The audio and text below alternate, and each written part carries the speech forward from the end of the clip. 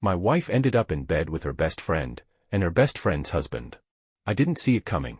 Found out the truth at a Halloween party of all places. I never set out to get revenge, but when it happened, it was almost too perfectly played out. It was Halloween night, and something about the evening felt off from the jump. There was this weird tension in the air, like static before a storm. The drizzle was light, but cold, and the wind carried the kind of whisper you usually ignore, one of those subtle warnings you don't recognize until it's too late. I should have paid more attention, but like most people, I brushed it off. Name's Ethan Hayes.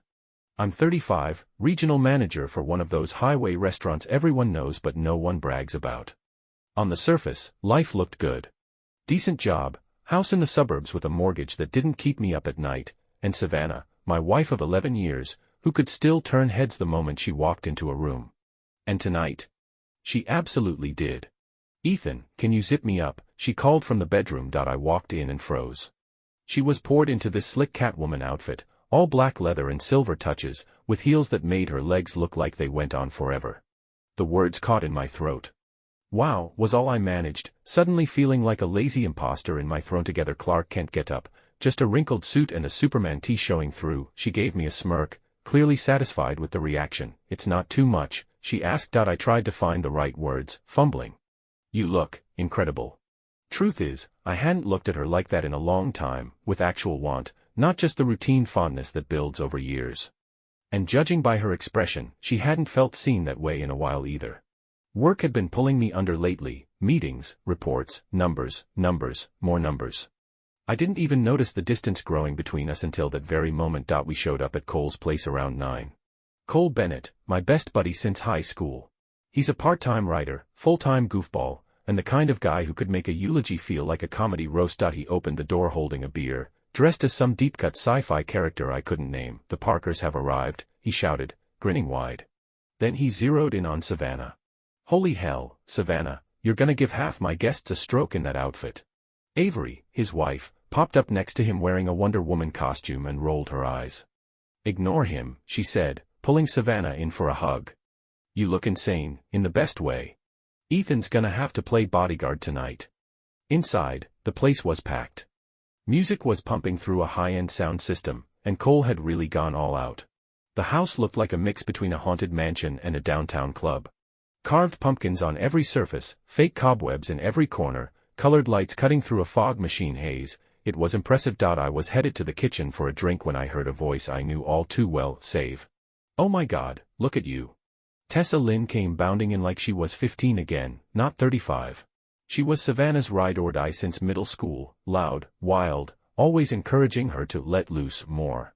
They hugged and squealed like they hadn't just had brunch together a few days ago, immediately gushing over each other's costumes. Then he showed up. Right behind Tessa was her husband, Julian, and man, he couldn't have made a more attention-grabbing entrance if he'd shot off fireworks. Tall, jacked, hair in a man bun, beard trimmed to perfection, and literally just wearing a damn Tarzan loincloth in the chilly October air. Every muscle was popping like he was flexing on purpose. Guy looked like he walked straight out of a supplement ad. Ladies, he called out, arms wide like a circus ringleader. Now the party's officially started. I've never liked Julian.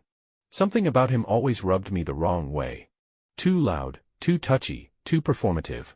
The way he stares at women makes my skin crawl, especially since he hides behind that whole just joking persona. Tessa thinks he's hilarious. Savannah says I'm just being paranoid. So I ducked over to the bar, where Cole's buddy Miles was deep into an animated debate about whether Hulk could beat Superman. It's just physics, man, Miles argued, swaying a bit. Superman moves at light speed, Hulk wouldn't even see it coming. I nodded, drink in hand, pretending to follow along. But my eyes kept drifting back to Savannah and Tessa, snapping selfies, striking poses that were a little more risque than usual, and Julian. He was hovering nearby, occasionally photobombing or tossing out comments that had them in stitches. I saw him lean in and whisper something to Tessa, and she laughed, giving him a playful swat on the chest. Then his gaze slid over to Savannah, and stayed there. She didn't look away. She gave him a tiny smile. One of those subtle, loaded ones. A cold sensation started creeping across my chest. Later on, I noticed Tessa whisper something to Savannah, and they both burst into giggles, glancing in Julian's direction. Most people wouldn't have picked up on anything strange. But I did. It was like that same damp chill from earlier had followed me inside and settled into my bones. At some point, I found myself alone on the second-floor balcony, looking down at the crowd. There was Savannah, dancing with Tessa, lit up by the pulsing lights, laughing like she didn't have a care in the world. Julian stood close, never too far from them. When did I become a spectator in my own life? When did I stop being the guy at her side and start watching her from across the room? I eventually went back downstairs, but kept my distance. Something in Savannah's energy had shifted. The way she moved, the way she smiled, there was more fire there. More intention. Every time Julian showed up near her, she didn't shrink away like a married woman trying to avoid attention. No, her eyes locked onto his like she was weighing him. Measuring. When was the last time I made her laugh like that? Or made her eyes light up the way his presence did? I tossed back my third drink, trying to shove the thoughts down. Julian was getting bolder. Hand on her shoulder. Fingertips skimming the small of her back. Whispering in her ear, and she laughed. Threw her head back like he was the funniest man alive. Tessa just grinned, shaking her head like it was all harmless fun. And Savannah, she never stepped away. Not once. I wanted to walk over and put a stop to it. Draw a line. Set a boundary. But really, what was I supposed to say? What was I supposed to say? Hey man, stop flirting with my wife. That would have made me look like the insecure, overprotective husband you see in every bad sitcom. So I just stood there, locked in place, pride pinning me to the floor while something dark twisted deep in my gut. Mind drifted, uninvited, to a night just a few weeks back. Savannah had stayed up for me. She was wearing that blue silk thing I used to love, the one that used to drive me crazy. I'd come home late, worn down from a brutal 12-hour shift, and saw the look in her eyes. I pretended not to notice. Not tonight, babe, I muttered, already peeling off my clothes. Early meeting tomorrow. I dropped into bed and rolled away. I still remember the soft sigh she let out, the way the mattress lifted as she quietly got up, and how the bathroom light stayed on long after. I told myself she understood. That's what marriage is, right? Understanding when your partner's running on empty, or too tired, or just not in the mood to connect. I was ripped out of that memory by a voice behind me. Better keep that Catwoman on a leash, man. Julian had appeared beside me at the bar like a damn ghost, clapping one of his oversized hands on my shoulder. She's looking like she's ready to climb something, he added, eyes twinkling with that same smug, too-white grin. The kind that masks something uglier underneath. My hand tightened around my glass until my knuckles went pale. She's just having a good time, I said, jaw tight. He took a long sip of his beer, then glanced around the room. Oh yeah, definitely. Tessa loves when she lets her hair down. He gave me a knowing smirk. Savannah's been saying you're always working these days. All work and no play, huh? He winked, like we were in on some joke together. Across the room, I spotted Cole watching us. His smile was gone, eyebrows pinched, like he wasn't sure whether to step in or stay out of it. The party vibe had shifted. Whatever ease had been in the air earlier was long gone. Come on, photo time. Tessa's voice rang out, cutting through the music as she herded Savannah over to where Julian and I were standing. You two look so good together, she giggled, pulling Savannah right up beside Julian. Savannah didn't hesitate. She just struck a pose, hip cocked, leaning in slightly. Her tight leather outfit clashed against Julian's bare chest, and everyone around them laughed like it was all just cute and funny. What can I say? Savannah said, tilting her head playfully. Tarzan's a little wild for me, but hey, who isn't curious? And then she looked at me. Just for a second. But in that split second, there was a message, something deliberate. A challenge. Was this payback? For all the times I'd brushed her off, for all the ways I hadn't been there lately. Or, was there something else going on, something deeper I'd been too blind to see? About 20 minutes later, I realized I hadn't seen Savannah in a while. Or Julian. My stomach turned cold. I scanned the living room, nothing. Not on the balcony, not near the bar. Nowhere, looking for someone. A woman dressed as a witch touched my arm, someone I didn't recognize. If it's your wife, I saw her and Tarzan head toward the kitchen not long ago. She said it casually, but the words hit like a slap of cold water. My heart was suddenly pounding, louder than the music as I pushed through the crowd and made my way to the back. I swung open the door to the kitchen and froze. Savannah was leaned against the counter, posed like she was still taking party photos, hip out, head tilted. Julian stood close, not touching her, but close enough that any stranger would assume something was going on. They were speaking in hushed tones, eyes locked on each other. Her smile was small, unreadable. His back was to me, but I could see everything I needed to see in her face, now fully lit under the harsh kitchen lights. No shadow to hide in, Savannah. I said her name quietly, but it hit the air like a thunderclap. Both of them snapped to attention. She flinched, just a little, but recovered fast. No apology, no sudden step back. Just a calm, measured, "Hey," with a smile that didn't give away a damn thing. Julian turned around slowly, still grinning. "Ah, the husband joins us." He raised his beer like a toast. I didn't respond. Just stared into Savannah's face, searching for something. A trace of shame. Maybe guilt. Hell, even embarrassment would have been comforting, but there was nothing, just eyes I didn't recognize. Eyes that belonged to someone I thought I knew better than anyone. Something inside me shifted. A tiny crack, barely noticeable, but it ran deep. I didn't know what exactly had broken yet, but I knew something had. The three of us stood there, caught in a weird, silent standoff, the music in the next room suddenly feeling 100 miles away. "We were just talking," Savannah said after a moment, her tone way too casual. "You're overreacting," Julian added with a smirk, like he was doing me a favor by keeping things chill. "We're at a party." I looked at both of them, heat rising in my chest. "I've been looking for you for 20 minutes. Savannah rolled her eyes, that same edge creeping into her voice. "Didn't realize I had to check in every time I moved." Then she brushed past me, the leather of her costume brushing against my arm like an afterthought. Julian went to follow her, but I stepped in front of him, blocking his way. "What were you whispering to my wife?" He gave me a lazy smile. "Just letting her know what she's been missing." His words slurred slightly, but every one of them was clear enough. Some women need more than what they're getting at home. Not my fault if Savannah's one of them. "Watch your mouth," I said, my voice low. "Dangerous." He leaned in closer, breath reeking of beer. "She's been watching me, man. A lot. You really think this started tonight?" Then he grinned wider. "Tessa and we've got an arrangement. Maybe you and Savannah need one, too." My whole body went cold. "What the hell are you talking about?" "Ask her," he said, gesturing loosely. "Ask where she really goes on all those girls' nights with Tessa." He even made air quotes with his fingers, wobbling slightly. "Or hey, don't. Ignorance is bliss, right?" Then he added with a smirk, "Though I gotta say, that Catwoman suit. Nothing compared to what she wore last time." I didn't even feel my body move. My fist connected with his jaw before I knew what was happening. The crack of bone was sharp and loud.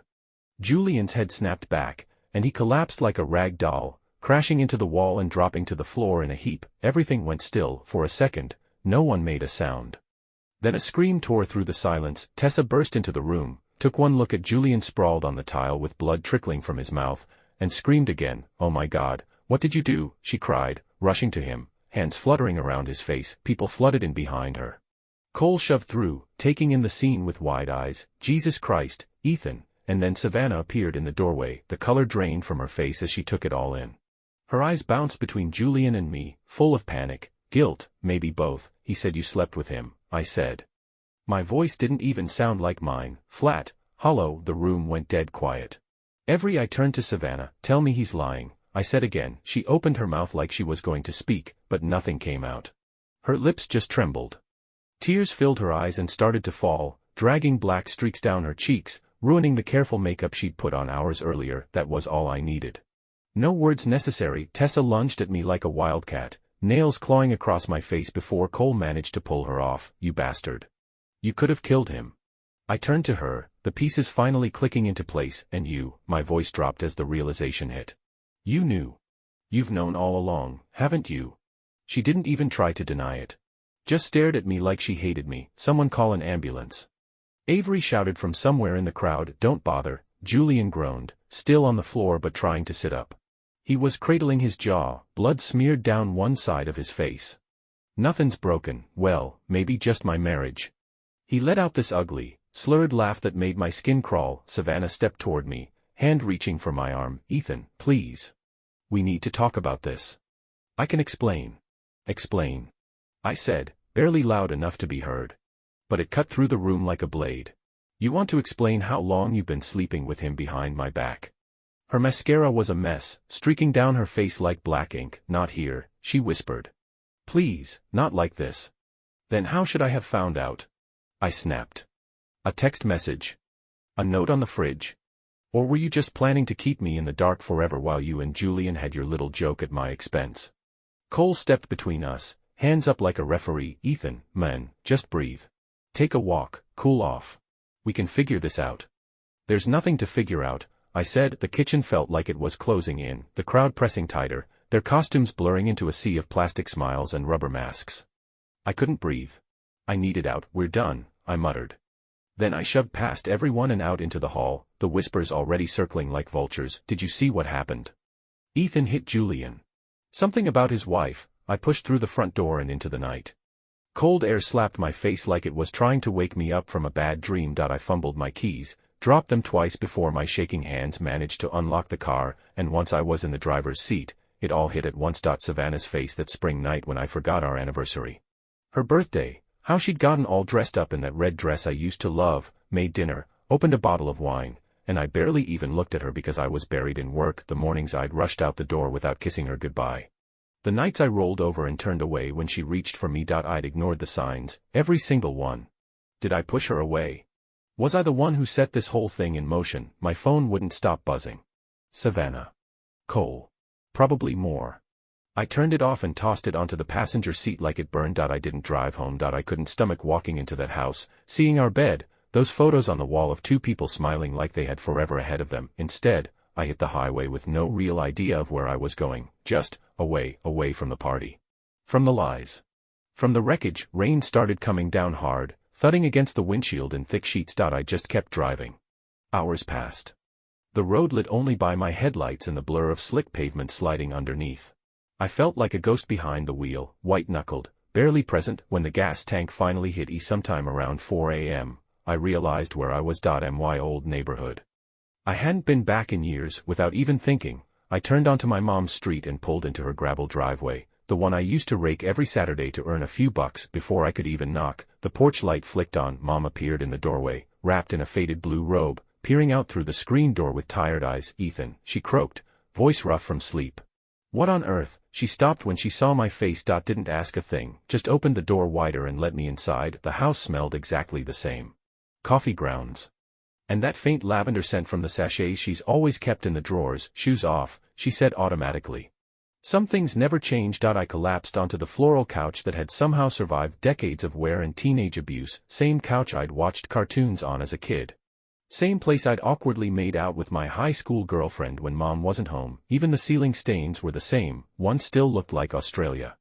I stared at it for a long time, hoping it might give me answers. But all it gave me were more memories. Savannah laughing, leaning toward Julian, the crack of my fist on his jaw, her tears. That final look before she walked away. I didn't sleep. When the sun started creeping through the curtains, Mom shuffled in and placed a cup of coffee beside me. She didn't say anything. Just left it there and went back to her room. I need to stay a few days, I rasped, barely above a whisper. She gave a simple nod. Your room's still there. I use it for sewing now, but the bed's made. That's Mom for you. No frills, no judgment. Just steady. She raised me alone after my dad walked out when I was 8. We never really had deep heart-to-hearts, but she always made sure I had a roof over my head, food in the fridge, and a soft place to land when I needed one. And I needed one now more than ever. I disappeared for a week. Shut off my phone, ignored emails. Called in sick to work with some vague excuse about a family emergency. Mostly, I drifted. I drove around my old hometown like a ghost haunting his own past, past my old high school. The baseball field where I pitched my one and only no-hitter. I smoked again. A habit I'd dropped 10 years ago. And I drank way too much coffee at Jenny's coffee spot, where the waitresses still knew my usual. When things got quiet, memories came crashing in like waves. Savannah waiting up for me on the couch. Her asleep, curled into herself after giving up on another missed dinner. The way she used to hug me from behind while I answered emails, and how I brushed her off like it was nothing. The time she asked, "Do you still find me attractive?" and I didn't even look at her when I mumbled something vague. And now I couldn't stop wondering, when did I stop showing up in my own marriage? When did I start treating her like she'd always be there, no matter what? That question haunted me, especially late at night when sleep refused to come. But then came the other question, the one that stung more. Did that make what she did okay? One afternoon, walking past Mom's room, I caught part of her phone conversation. Yes. He's here, she said. At least he's eating. A pause. No, I don't think he's ready to talk just yet. I'll let him know you called. Another pause, softer this time. I know, sweetheart. I know. Savannah. Somehow, she had tracked me down. Or maybe she'd just figured out the most likely place I'd run to. Later that evening, I wound up at the Rusty Tap, the same rundown bar I used to haunt in my 20s. The neon beer sign still flickered with that familiar buzz, and the jukebox hadn't updated its playlist. Springsteen's voice still echoed through the space. Behind the counter, Naomi Brooks was still working the bar, moving with the same practiced ease she always had. "Ethan Hayes," she said, her face lighting up with recognition, "and something else I couldn't quite place. Thought you'd finally escaped this place for good." "Just passing through," I replied as I slid onto a stool. Without asking, she poured me a whiskey neat and pushed it across on the house. "You look like you could use it." Naomi had had a soft spot for me back in the day. Took me years to realize it. I'd been too wrapped up in my plans to leave this town behind. Her kind smile now was tempting, like a quick way to forget everything. But I didn't take the bait. I simply said, "Thanks," lifting the glass while making sure my wedding band stayed in plain view. 3 days later, Cole showed up at the Rusty Tap. Didn't ask if he could sit, just dropped onto the stool beside me. "Your mom told me where to find you," he said, flagging down a beer. I didn't answer. Just stared into my drink like it had the power to undo time. "Ethan, I'm sorry. I should have seen it coming. I should have stopped it before it ever got that far." "Wasn't your job," I muttered after a pause. He hesitated. "After you left." Savannah lost it. Total meltdown. She was on the floor sobbing, screaming at Julian. Tessa got in his face too. She yelled at him, "Why would you tell him? You promised to keep quiet." That hit hard. So Tessa had known all along. Cole gave a slow, grim nod. "Seems that way." "How many times?" The question had been burning a hole in me. "I can't say for sure," he said, staring into the label on his bottle. Tessa wouldn't give me a number, but it wasn't just once. I closed my eyes. The room tilted slightly, or maybe that was just me. I don't want to hear any more. That night, I lay alone in my childhood bedroom, surrounded by the clutter of Mom's sewing supplies and dusty boxes filled with my old trophies. I finally turned on my phone. It lit up like a Christmas tree, 37 missed calls, 23 voicemails, and a flood of texts. All from Savannah. Every message a variation of the same thing: "I'm sorry. Please call me. We need to talk." But one stood out. Sent just a few hours after I'd walked out of that party. "I know I don't deserve your forgiveness. But please, just let me know you're safe." I shut the phone off again. Didn't reply. 2 days later, I packed a bag and thanked my mother before I left. She gave me a quick hug, her hand awkwardly patting my back. "Things have a way of working out," she said, probably the closest she'd ever come to emotional advice. But I didn't head home. Instead, I drove to Cole and Avery's. Avery opened the door. Relief washed over her face the second she saw me. "Thank God," she breathed, pulling me into a hug. "We've been worried sick." Cole appeared behind her, offering a quiet nod and a look that said he understood more than words ever could. "The guest room's yours for as long as you need," he said. I followed Avery upstairs, tossed my bag down in the spare bedroom. Neutral beige walls, crisp white sheets, no memories clinging to the corners. Just a place to land while I figured out my next step. Cole appeared in the doorway later, carefully choosing his words. "She knows you're here." She asked if she could come talk. I sat on the edge of the bed, the exhaustion hitting me like a wave. The anger that had carried me this far had burned out, leaving only emptiness behind. "If she shows up," I said, "I'll hear her out. Once. That's all I've got." Avery gave my shoulder a gentle squeeze before she left the room. Alone again, I stared out the window as twilight crept over the neighborhood. One by one, the streetlights blinked on, casting their glow over a world that no longer looked the same. 3 days passed. Then Cole found me in the kitchen, coffee in hand, that serious look back on his face. "She called again. She says she needs to see you." I didn't even flinch. Just stared into my cup, figured she would. "Ethan," Avery said, stepping into the room from the hallway. She'd clearly been listening in. "Whatever happens, you need to let her speak. Shutting her out won't help, especially if part of you still cares." "Who says I care?" I mumbled, but the words tasted bitter, even to me. That evening, I sat on the back porch, watching the last of the daylight fade. The air had turned cold, and little clouds of breath puffed out in front of me. Then I heard the gate click. She was here. Savannah crossed the yard slowly, her movements hesitant but deliberate. She didn't look anything like that confident woman from Halloween. Her hair was tied back messily, face bare, eyes puffy and rimmed with dark circles. She looked worn down. Smaller somehow. Had she lost weight already? She paused at the bottom of the steps, looking up at me. I didn't move. Eventually, she climbed up and sat next to me on the bench, leaving a careful space between us. I didn't look at her. Just stared out at the yard. I was in the same room as you that night, I said quietly. Just like you were in the kitchen with him. Same place. Different planets. Out of the corner of my eye, I saw tears start sliding down her cheeks. She didn't wipe them away. I'm so sorry, she whispered. I didn't agree to see you so you could say sorry, I replied, flat. I want the truth. All of it. She inhaled shakily and nodded. I felt invisible, Ethan. 4 months. Maybe even longer. Every time I tried to reach out to you, you shut me out. Every time I wanted to talk, you were busy, tired, somewhere else. I was working, I said, defensive without meaning to be. 10, 12 hours a day to keep up with everything. I was drained, yeah. And sure, I missed some things. But I never forgot you. It wasn't just some things, she said, her voice steadier now. It was all the time. When's the last time you actually looked at me, really looked at me, before that night? When's the last time you touched me and it didn't feel like an obligation? I didn't have an answer. Not one I could give out loud. I'm not trying to excuse what I did, she went on. There is no excuse. But I need you to at least understand how I got there. To Julian's bed. My voice came out sharp. I couldn't hold back the edge, she winced. It didn't start with Julian. I turned toward her, confused. What are you talking about?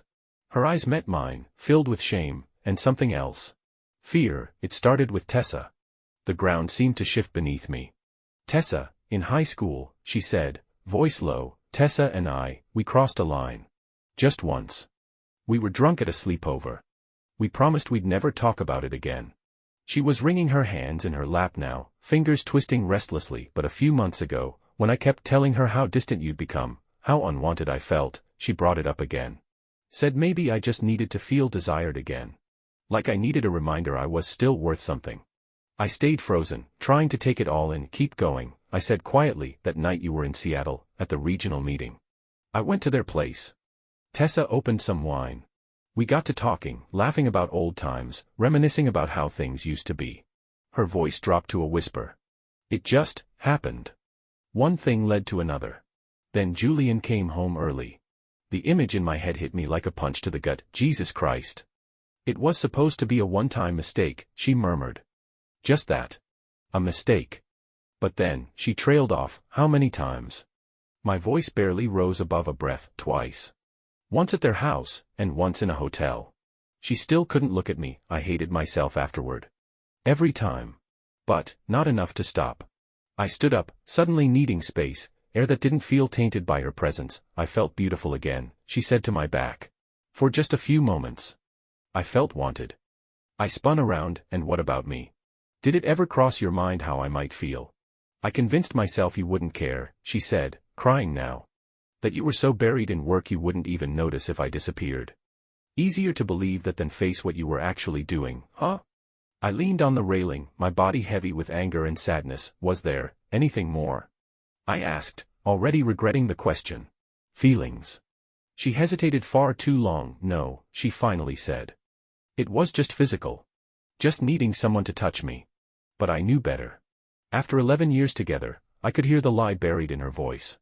Maybe not a full-blown lie, but definitely not the full truth. If there's even the slightest chance we come back from this, I said, turning to face her, Tessa has to be out of your life. Gone. No more contact. No exceptions. She looked up, shocked. What? No. Tessa's been in my life since we were 13. She's always been there for me, through everything. Been there for you. I snapped. She encouraged you to cheat. With her own husband. My voice cracked despite trying to stay calm. That's not friendship, Savannah. That's poison. You can't ask me to choose. I'm not asking, I said flatly. I'm telling you what I need. Tessa's out. Or I am. She jumped to her feet, panic spreading across her face. Ethan, please. You don't understand what she means to me. And you don't seem to grasp what you meant to me. The past tense clung in the air like a death toll. I can't lose you both, she begged, reaching for my arm. I stepped back. Then you've already made your choice. No, she was crying openly now, her voice shaking. Please, we can fix this.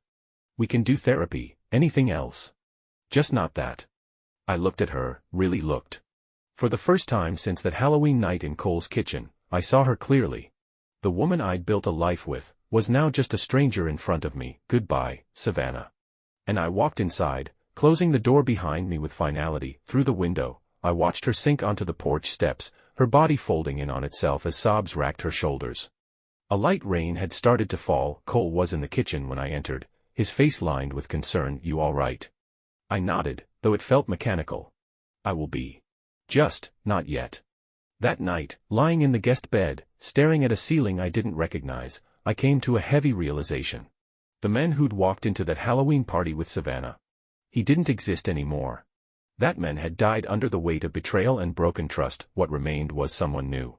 Someone who no longer believed in promises like forever or till death do us part.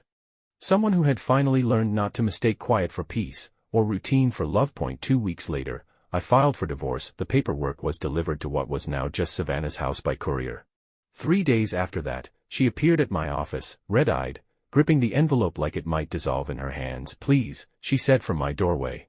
Can we have more time? I waved her in. My assistant shut the door gently behind her. I've already given this 11 years, Savannah. She sat down, her voice cracking. I'm begging you. Let's go to counseling. Start over. People survive affairs all the time. Something about her desperation struck a chord. Not because I wanted her back, but because I needed to know I hadn't walked away without trying everything. 1 session, I said. That's all I can promise. Dr. Keller's office was neutral ground.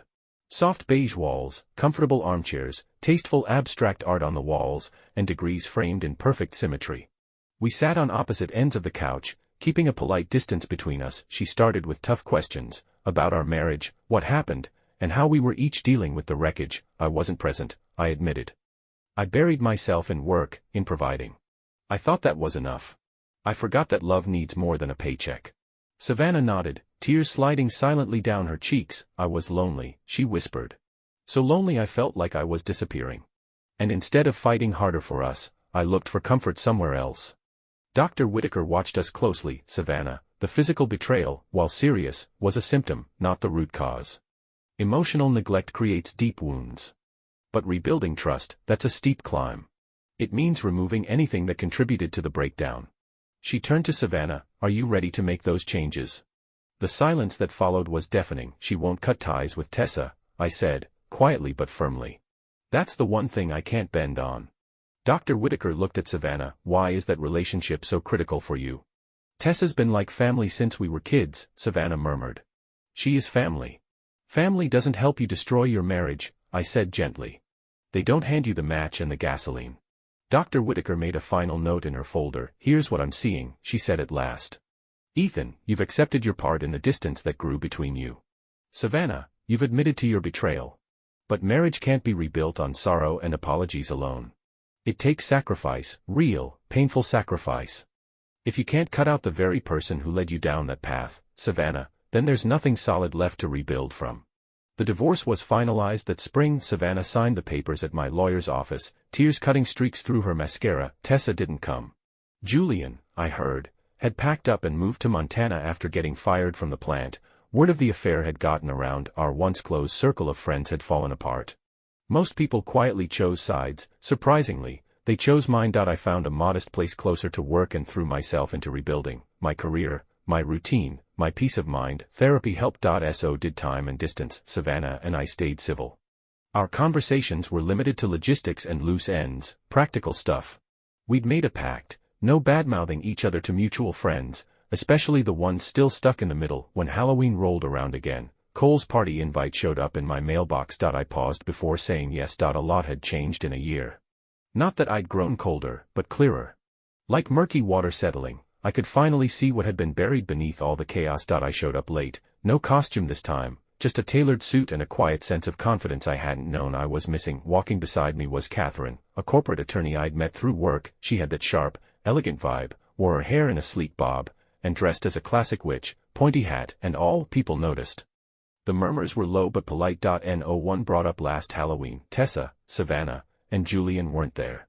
I figured that wasn't by accident. Cole had likely left them off the guest list on purpose. Avery found me by the punch bowl and nodded toward Catherine, who was deep in conversation with a group of Cole's colleagues. She seems lovely, Avery said. She is, I replied. Is it serious? Not yet, I said with a small smile.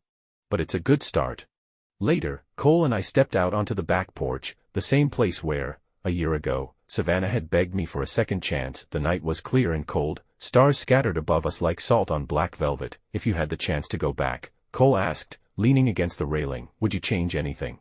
I exhaled, watching the fog of my breath curl in the air. I'd do everything exactly the same, I said slowly.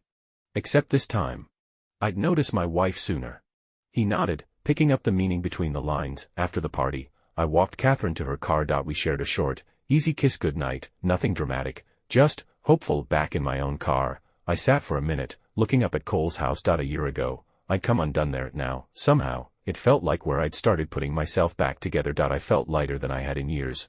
The fury that once consumed me had finally burned out. In its place was something quieter. Not quite joy, but the absence of pain.